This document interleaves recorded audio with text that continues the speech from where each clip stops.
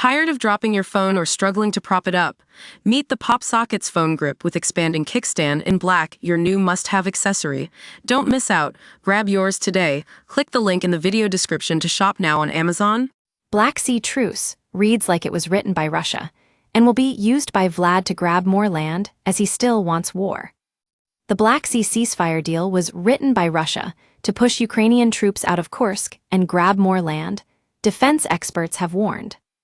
Military analysts told The Sun that the US-brokered Black Sea deal is set to benefit Vladimir Putin far more than Volodymyr Zelensky, who is trying to salvage a permanent peace deal for his war-torn nation.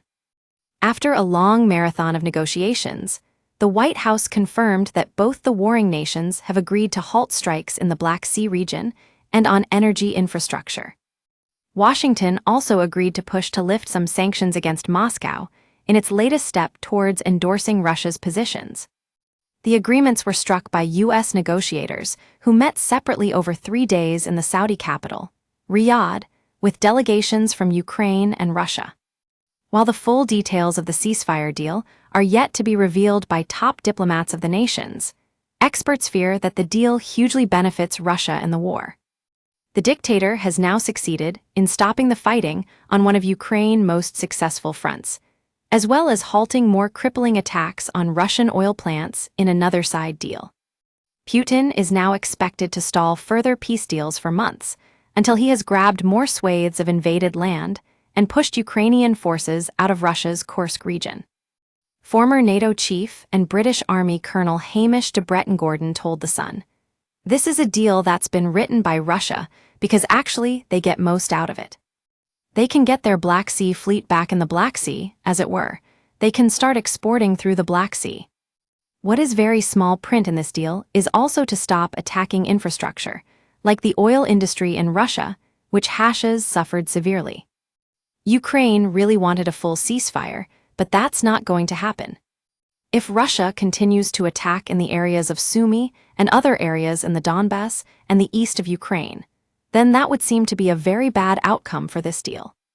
The military expert said that Putin, on the back of the Black Sea deal, would likely look to grab more Ukrainian land before agreeing to a full ceasefire deal in the war. He added, "I think that's the conclusion I come to. The Russians now want more Ukrainian land of the 4 oblasts, which they partly have invaded. They want to completely retake Kursk before they will even start to talk about a serious ceasefire.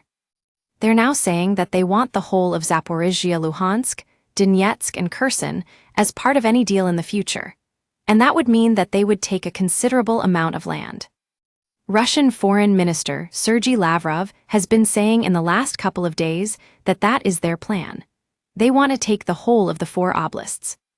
Zelensky warned that the Black Sea ceasefire deal could fall apart just hours after both Kyiv and Moscow agreed to stop attacking each other in the naval region.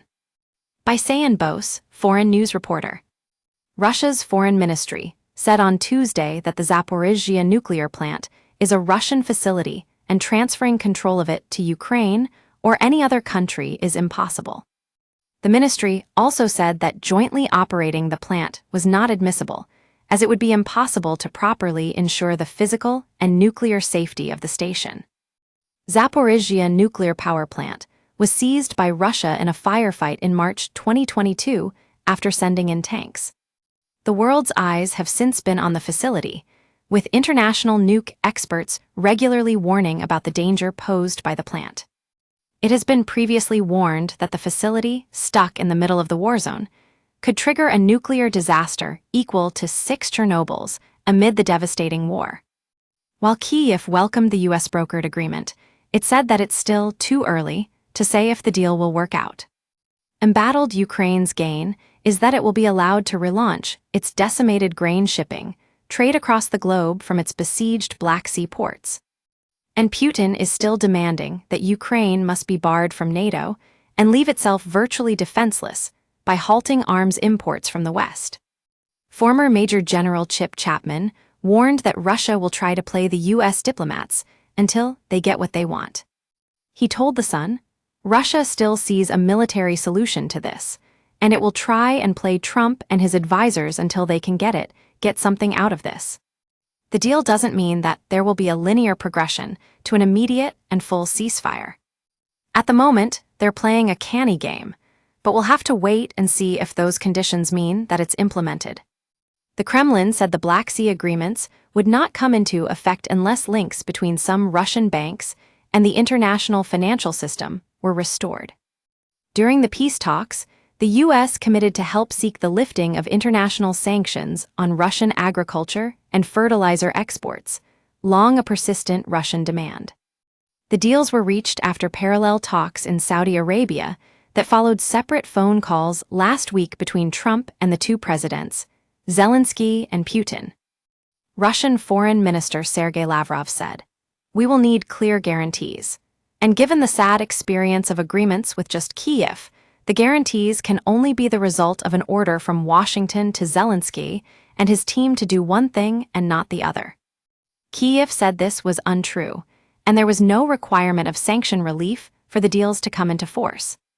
Unfortunately, even now, even today, on the very day of negotiations, we see how the Russians have already begun to manipulate, Zelensky said in his nightly video address. They are already trying to distort agreements and, in fact, deceive both our intermediaries and the entire world. Kyiv and Moscow both said they would rely on Washington to enforce the deals while expressing skepticism that the other side would abide by them. Zelensky said the truce agreements would take effect immediately, and that if Russia violated them, he would ask Trump to impose additional sanctions on Moscow and provide more weapons for Ukraine. "We have no faith in the Russians, but we will be constructive," he said. Meanwhile, Zelensky also slammed White House envoy Steve Witkoff, who recently praised Russian leader Vladimir Putin and appeared to legitimize Russia's annexation of some Ukrainian regions. Zelensky said, "A lot of the information spread by some people and the person you mentioned are very much in line with the messages of the Kremlin." The Kremlin said that further talks are likely as the U.S. and Russia hammer out the details of the agreement. Trump is reportedly pushing for a full ceasefire between Russia and Ukraine by Easter, with both sides to sign a deal by April 20.